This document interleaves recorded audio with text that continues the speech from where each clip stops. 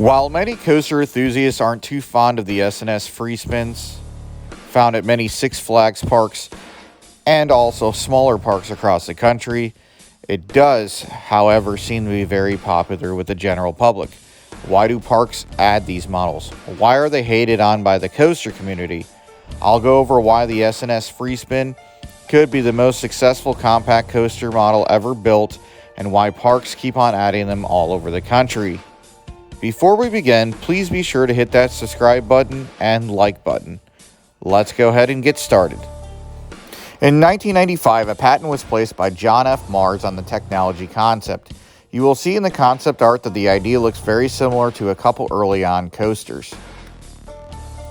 In 2002, Aero built X at Six Flags Magic Mountain by Alan Schilke that ultimately was the company's last coaster before they went bankrupt. The technology was given to S&S and they improved upon the technology and reimagined the coaster as X2, which was a more reliable version.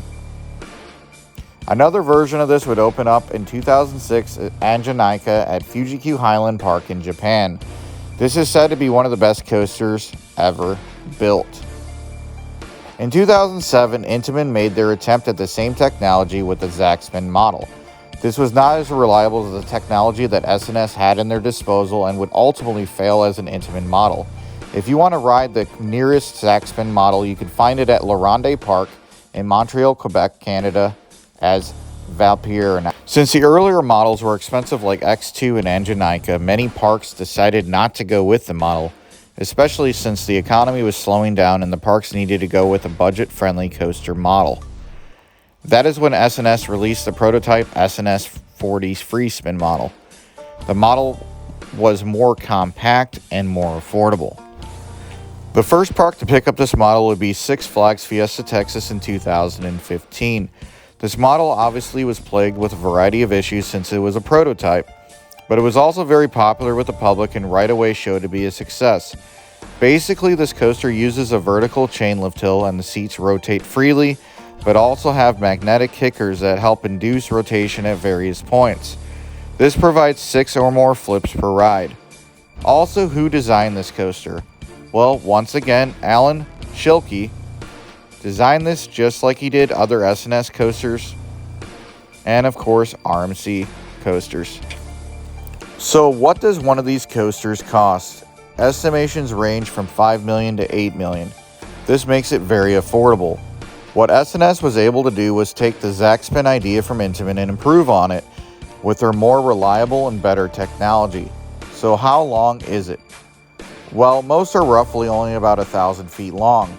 So it makes sense that if the public likes these models, they are very affordable and very compact, why parks would be interested in getting this coaster model. The roller coaster community doesn't like these models.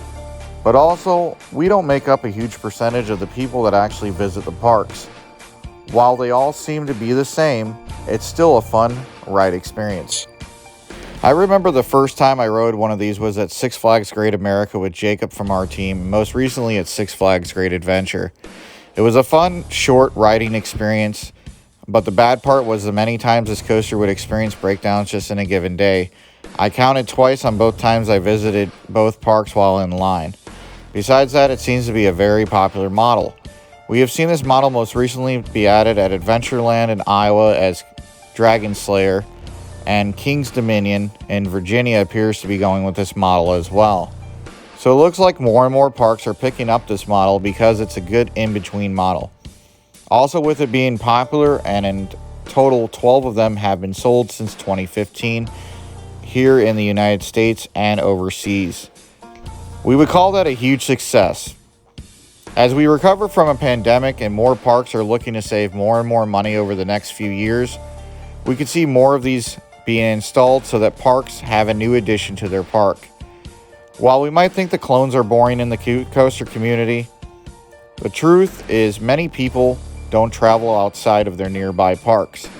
So what that means is that to them, this is new and fresh, and parks can save money while recovering in the midst of a downturn in the industry. Do I think these models are bad? No, actually I think they are fun. They are short and could offer more, but I can understand why parks have decided to add more of these. What do you think about this model? What are some of your experiences on them? Let me know in the comments below. Again, thanks for watching, and please be sure to check out more of our videos. And please be sure to hit that subscribe button for future videos that drop down for Midwest Coaster fans.